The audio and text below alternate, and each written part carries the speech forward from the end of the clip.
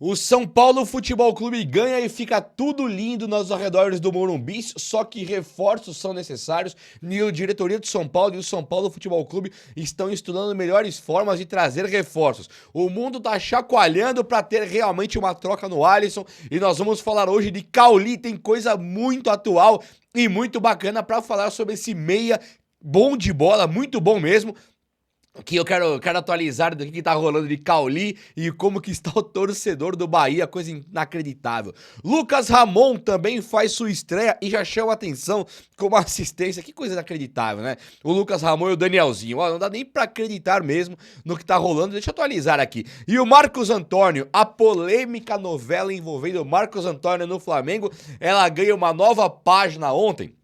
Mas a página agora, ela é todinha escrita a favor do São Paulo Futebol Clube, hein? Que coisa mais interessante. Eu quero falar também do técnico Hernan Crespo, que não pode passar batido aqui algumas coisinhas a respeito do Crespo. Rafael versus o Coronel, que também tem dado muita polêmica, muito o que falar aqui sobre esse goleiro. Quem que deve ser o goleiro do time do São Paulo Futebol Clube? E tem um outro aí, um tal de camisa 7, como é que ele chama? Um tal de Lucas Moura. Também acho que vale a pena falar um pouquinho de Lucas Moura, não é verdade? Cédric Soares sai absolutamente vaiado e dá assunto pra gente também. Não deve mais nem ficar no banco de reservas, talvez no banco, quando muito. Vem comigo que vai ser um vídeo muito top, aí chega nesse likeaço pra dar aquela moral no vídeo e venha comigo, faça parte desse time que só cresce, eu faço muita questão de ter você por aqui, beleza? Então, vamos lá. Marcos Antônio ontem ele sai do campo, né? Depois de alguns setoristas, notícias, cravar, jornalista mesmo, que trabalha em grandes emissoras falando que o Marcos Antônio estava acertado com o Flamengo. O acertado era o Marcos Antônio com o Flamengo, então o Flamengo teria que negociar com o São Paulo, mas que o jogador queria ir pro Flamengo e coisa e tal, já tava tudo certo que ele queria ir pra lá. Nada disso se confirmou, muito pelo contrário. O Marcos Antônio tem sido a cada jogo o melhor jogador do São Paulo. Quando não é o melhor é porque o Danielzinho foi melhor, quando não é melhor que o Lucas Moura foi o melhor, mas o Marcos Antônio, ele tá sempre no nível alto, no nível de dar orgulho pro torcedor são paulino que queria ver um meia craque desse aí mesmo, um cara que é meia, segundo volante, é meio campista, né? Mas que joga muito futebol, o dinamismo dele, o efeito surpresa, a presença de espírito de sempre dar um passe decisivo. O jogo pode estar quente pro São Paulo, pode estar morno, pode estar quente pro adversário. O Marcos Antônio, num repente de milésimo de segundo, ele inventa uma jogada que muda o curso da partida. Isso é um jogador craque, tá? Isso é um craque que joga no São Paulo. Pode não ser um craque comparando com o Zidane, com os caras das antigas aí, não vai ter jeito mesmo, ninguém é, né? Ronaldinho Gaúcho não dá pra comparar com esses caras. Agora, com os caras da atual realidade, mesmo considerando o futebol europeu, o cara é craque sim, monstruoso, que bom ter ele no São Paulo. E a nova página é que no momento em que ele estaria, nossa, acertado com o Flamengo, ele leva o filho dele pro gramado do Morumbi, ele sai emocionado com uma virada de jogo, que assim, era o Primavera, um time muito mais modesto, muito menos conhecido, mas ele leva a sério, ele sai emocionado do jogo, um cara que não está na situação que está, por exemplo, o Lucas Moura, que está tentando uma retomada, o Caleri, que está tentando uma retomada, um Sabino, que convive com críticas até desnecessárias, ele não, ele tá ali no time do São Paulo sentado ali com o burro amarrado na sombra, tranquilaço, a torcida gostando, a imprensa gostando, o técnico gostando, o titular absoluto, e o cara é entrega. O cara é o sinônimo de vitória. O cara é monstro mesmo. Que orgulho ter um jogador desse no tricolor. Flamengo. Ontem eu mudei minha opinião, tá? Eu achava que com 100 milhões de reais aí, mais o Alan, você podia levar o Marcos Antônio. Não concordo mais comigo mesmo, discorda de mim. Acho que não tem valor agora pagar no Marcos Antônio, não. Quer um jogador da hora? Procure outro. Procure no banco de reserva do São Paulo, procure na equipe de base. Tem o Alisson disponível aí. Marcos Antônio, não. E por falar em Alisson, o jogador segue como uma moeda de troca frenética, uma coisa assim absurda. O São Paulo vai mesmo trocar o Alisson, tá?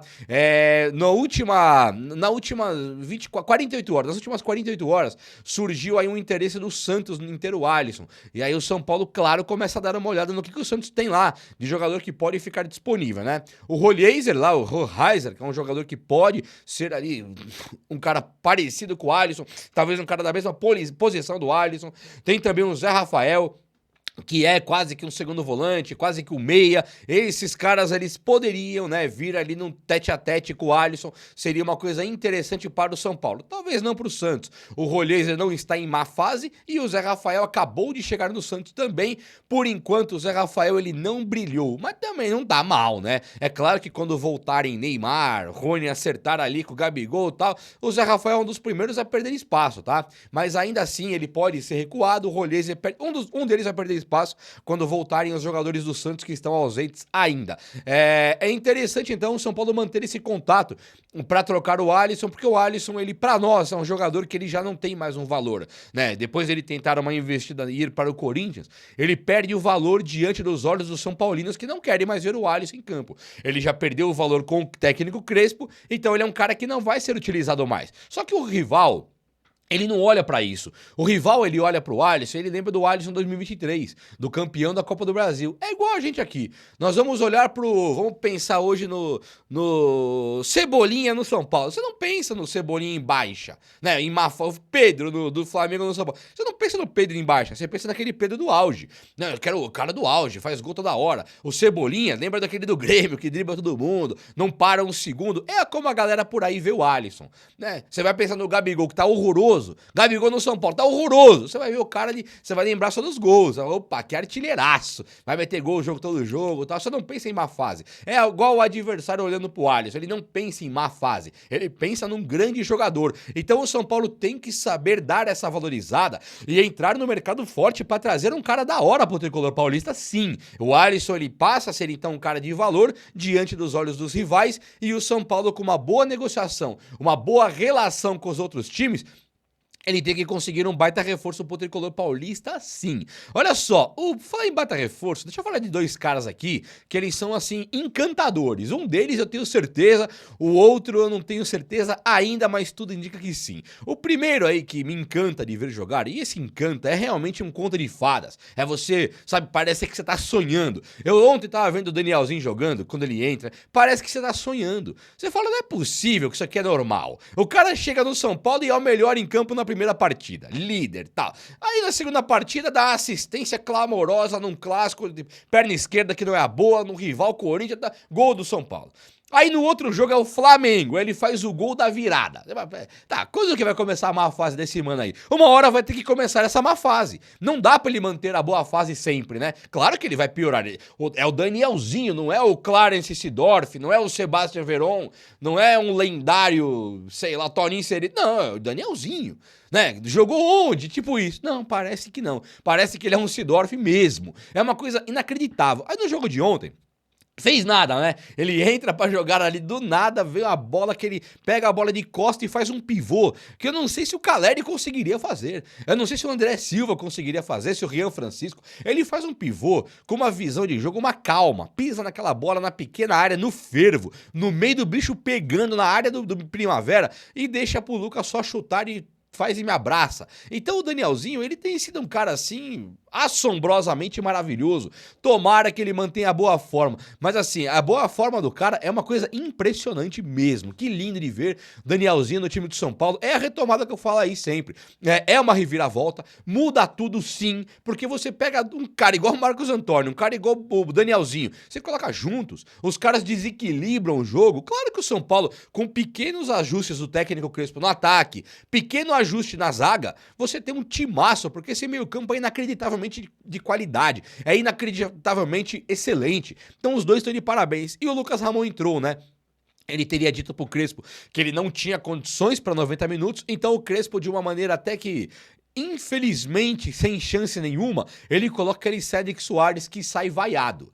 Quando entra o Lucas Ramon no segundo tempo, porque o Cédric jogou, né, com o Ferrarese, é uma partida tenebrosa, tanto do Cédric como do Ferrarese. Na hora que entra o Lucas Ramon, esse gol do São Paulo do Lucas Moura, poucos perceberam, mas é um lançamento do Luciano, que parece fácil, mas foi um ótimo lançamento. É um cruzamento do Caleri, que parece fácil, mas foi um ótimo cruzamento.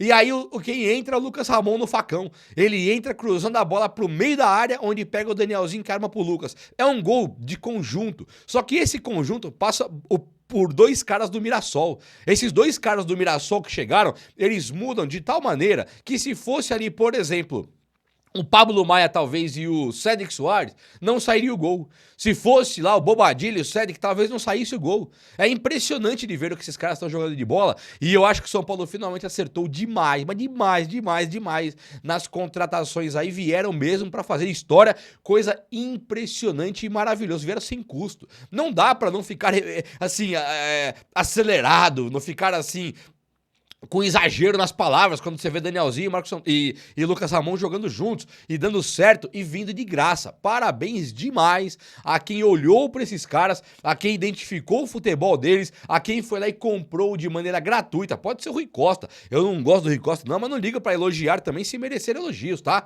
Quem que foi lá? Tem dois caras ali que foi lá comprar de graça, comprar não, pegar de graça, fazer contrato. Maravilhoso mesmo. Se der errado, poxa, não teve custo.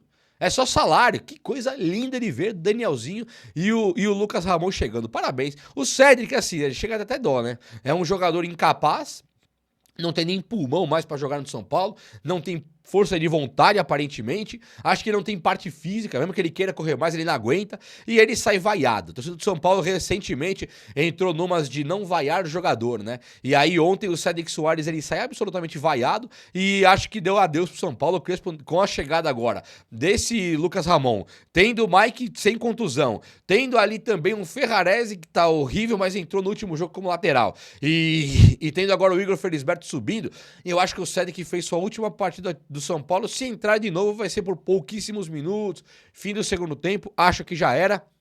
E já era a hora também, né?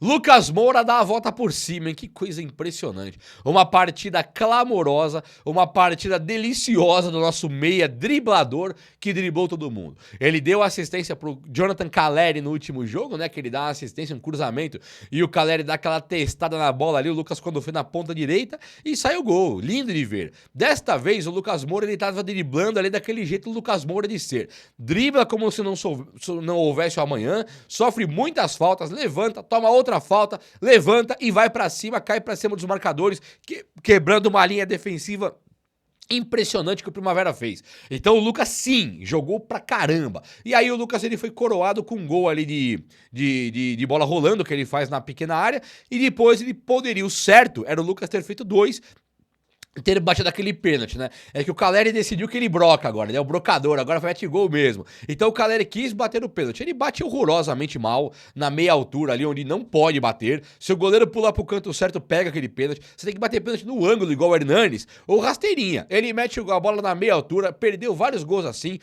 ficou lindo, porque o São Paulo ganhou, o goleiro pra um lado, a bola pro outro, não tem o que discutir, né? Agora, nada muda de que num time muito mais sério, que precisa de comando, técnico, Crespo tem que descruzar aquele braço lá e gritar com esses caras, não era pro Calleri ter batido aquele pênalti, porque ele é ruim de pênalti. Calleri é o melhor cabeceador do mundo, não tem ninguém no planeta Terra que cabeceia igual o Calleri, e pênalti ele é horroroso. Então era pra ser o Lucas Moura, que perdeu um pênalti na vida, que foi aquele com o Botafogo na Libertadores. O Lucas nunca tinha perdido um pênalti na vida e já voltou a fazer depois do Botafogo. Então ele não perde, tinha que ser o Lucas. Ah, mas o Calleri tem que retomar, reclama de tudo. Tudo bem, era Primavera, mas não pode isso acontecer na hora das finais do Paulista, Brasileirão, Copa do Brasil, Sul-Americana, tem que jogar pra ganhar. Ali tinha que ser o Lucas, tá bom, pelo gol do Calleri, mas o Lucas jogou tão bem que era pra ter feito 2. E foi maravilhoso. E o Crespo também tá de parabéns, né? Muita gente criticando demais aí a postura do São Paulo defensiva, o ataque, quando aquele Tapia, coitado do Tapia, né? Também acho que não vai ter futuro no São Paulo. Então, mas o Crespo ganhou, cara. Então, eu vou aqui vir elogiando as partes que convém elogiar, tá? O que foi errado do Crespo, eu vou deixar pra lá. Agora, o que foi de bom?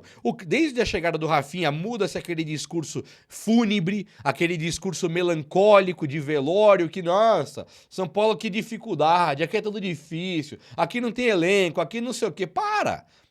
E o Crespo parou com a dificuldade, parou com a crítica de tudo e todos, e tá aí treinando o time, tentando jogar e ganhar, e deu certo. Então parabéns pela melhora do ânimo, parabéns por tentar conduzir um elenco de maneira justa. Nós vimos o Mike tirar a posição do Cédric, é justo.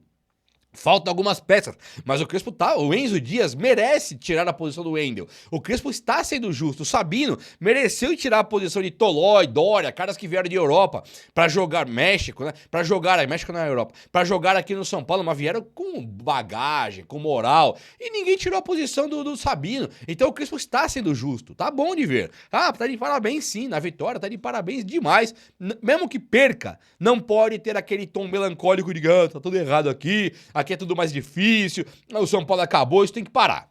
E aparentemente parou, então o Crespo também está de parabéns, sim. Olha só, deu uma discussão sobre Rafael Coronel, qual goleiro deveria defender ali no gol do São Paulo, né? E aí o Rafael faz um outro milagre, de novo, né? Ele faz. E o Crespo, ele é perguntado na coletiva, e aí o Rafael? E o Crespo, ele fala isso, o goleiro faz 2 milagres por jogo. Ele tá mantendo essa constância sempre. Goleiro de time grande é isso. Nós temos que abrir o jogo de vez em quando para ir buscar o resultado. Claro que ficamos mais abertos, suscetíveis, entregando contra-ataque pro adversário. Os caras veem, o Rafael faz um milagre. Então é um goleiro de time grande, ele rasgou elogio pro Rafael e, sinceramente, galera, pra mim é justo, tá? Rafael, sempre falei, é o meu goleiro. Pra mim é excelente, tem altos e baixos, tem hora que dá umas rameladas, claro que dá, mas quem garante que o Coronel também não vai dar ramelada, né?